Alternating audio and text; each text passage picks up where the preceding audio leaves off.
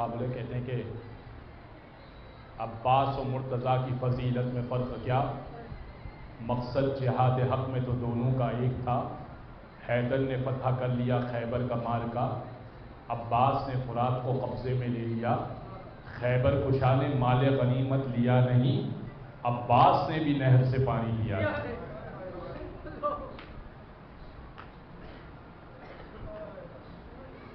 آقا اجازت دے دیجئے، مولا اجازت دے دیجئے، عباس آپ میرے لشکر کے علم بردار ہیں۔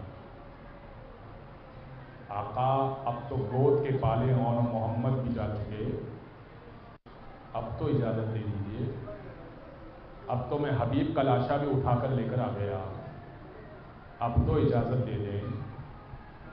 آقا اب تو علی اکبر بھی آ گئے، آپ کا کڑیل جوان آ گیا، اب تو اجازت دے دیں۔ آقا کس لشکر کا علم بردار ہوں؟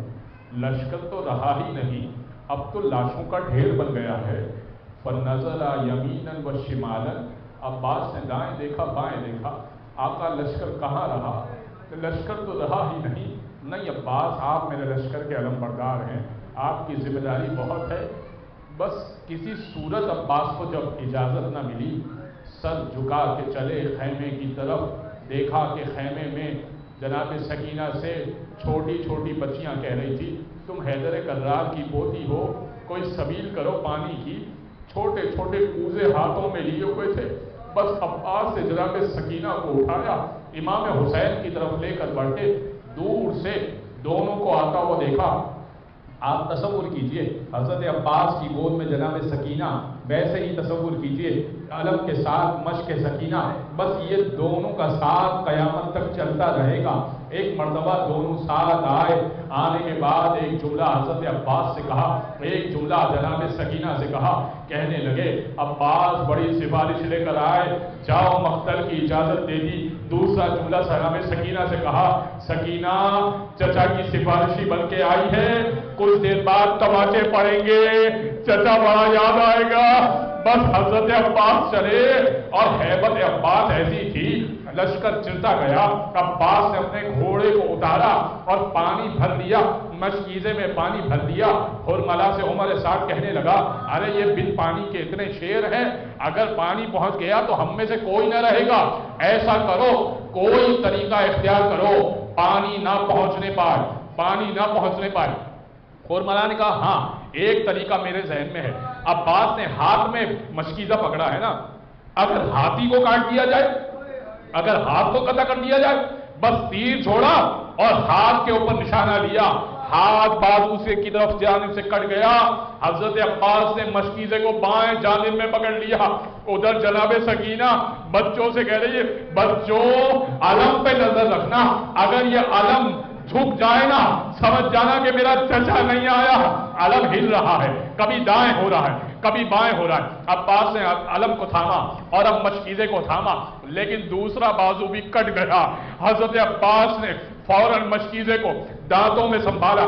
اللہ نے جرت عباس، اللہ نے طاقت عباس، کیا کہنا حضرت عباس کا، کوئی دانتوں میں بھری ہوئی مشق کو کیسے سنبھال سکتا ہے، مگر یہ حضرت عباس کر سکتے ہیں، خدا کی قسم۔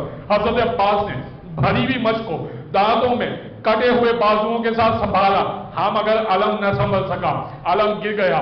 ادھر سکینہ بے چین ہو گئی، ارے بچوں علم نظر نہیں آ رہا، میرے چچا کی خیر ہو۔ اور اب تیسرا تیر جڑا، مشق سکینہ میں بیوس ہوا، جیسے ہی مشق میں بیوس ہوا، مشق چلی، پانی بہ گیا، حضرت عباس کی آنکھ چلی گئی۔ عباس زمین کربلا بڑھا ہے، ہر شہید جب گرتا تھا ہاتھوں کا سہارا لیتا تھا، کربلا کا واحد شہید ہے، منہ کے بل زمین کربلا پر آیا، آنے کے بعد کہا السلام علیکہ یا ابا عبداللہ، اے ابا عبداللہ حسین میری مدد کو آئیے گا۔ امام حسین نے کہا الان ان کا سرداری عباس، آپ کے جانے سے میری کمر ٹوٹ گئی، وہ شمت بھی علوبی، عباس اب دشمن مجھے جانے دے گا کہ لاؤ دوسرا عباس، ہے کوئی دوسرا عباس؟ بس سرہانے پہنچے، کہنے لگے عباس کوئی خواہش ہے؟ کہاں دو خواہش ہے، ایک خواہش تو یہ ہے میں نے ماں سے سنا تھا جب دنیا میں آیا تھا آپ کا دیدار کیا تھا، مگر اب جاتے جاتے بھی آپ کا دیدار کرنا چاہتا ہوں، مگر ایک آنکھ میں تیر ہے، ایک آنکھ میں خون ہے، مولا ایک آنکھ سے خون صاف کر دیجئے گا اور یہ زحمت بھی آپ کو نہ دیتا، اگر میرے بازو سلامت ہو گئے۔ مولا نے اپنی آبا سے آنکھ صاف کی، حضرت عباس نے دیدار کیا امام حسین کا۔ عباس کوئی دوسری خواہش؟ کہاں دوسری خواہش ہے، میرے لاشے کو خیمے میں نہ لے جائیے گا۔ کیوں عباس خیمے میں کیوں نہ لے جاؤ؟ کل سکینہ سے وعدہ کیا تھا پانی لے کر آؤں گا، بڑا شرمندہ ہوں پانی نہ لا سکا۔ الا ولعنت اللہ علی القوم الظالمین۔